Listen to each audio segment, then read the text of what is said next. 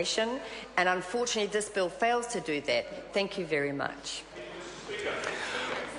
I call the honourable member Cam Calder. An enormous pleasure to take a brief call on this bill. This bill, the Education Amendment Bill number 2, is another strand in this government's cable of initiatives to lift New Zealanders' educational achievement. Now, I personally have benefited hugely from our country's education system. I went to Westtown School in New Plymouth. I went to that paragon of virtue of secondary school, the New Plymouth Boys High School. Miss Honourable Marion Street went to the sister school across the river, the New Plymouth Girls High School. I then went to Otago University, and the highest compliment I can pay to Cambridge University, where I did my medical degree, was that it was good as Otago University, but in a different way. And why do I mention Otago University? It was there that I met a young man whose musical virtuosity left me absolutely in awe. And I'm talking about Tim Hazeldine, who was a young economics student.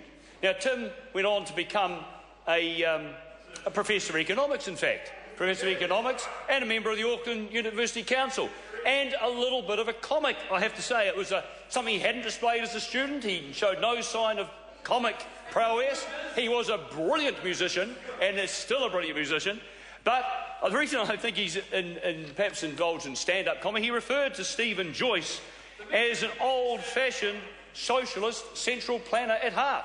Now, I don't know what the opposition feel about that, but I have a hard job equating the Stephen Joyce that I know with that sobriquet. Now, why do I mention Tim? I mention Tim because I have a huge amount of respect for him. He's an economist, and yet he finds the prospect of reducing the numbers of people in a governance entity, to it the new university councils, and having people on there with proven governance experience, outrageous, remarkable. He says there's no need for it. There's absolutely no need for it. He doesn't give a skerrick of evidence as to why there is no need for it. So what evidence can we find to suggest that there may be need for it?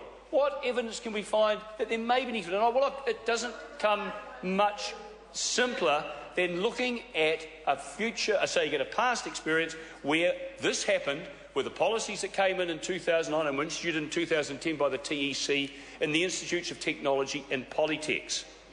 The Institutes of Technology and Polytechs, the ITPs. What happened when the government introduced a policy like this? And we had the opportunity to hear from no less a person than Tim Fowler, the Chief Executive of the TEC, who looked at what happened.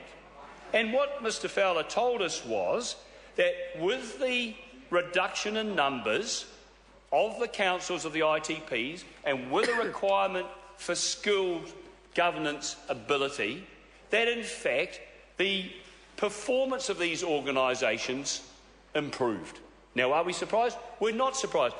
That was their impression and their summary after a number of visits to them. So what did they do? They went back twice since the 2010, and they're going to do so again to evaluate the effectiveness and impact of the changes. They have not just looked at their performance and found it to be much improved, but has also interviewed the new chairs, the chief executives and the CFOs of these organisations, and the feedback from those individuals who are actually on the body has been uniformly favourable. So there is evidence, hard evidence, that this model works.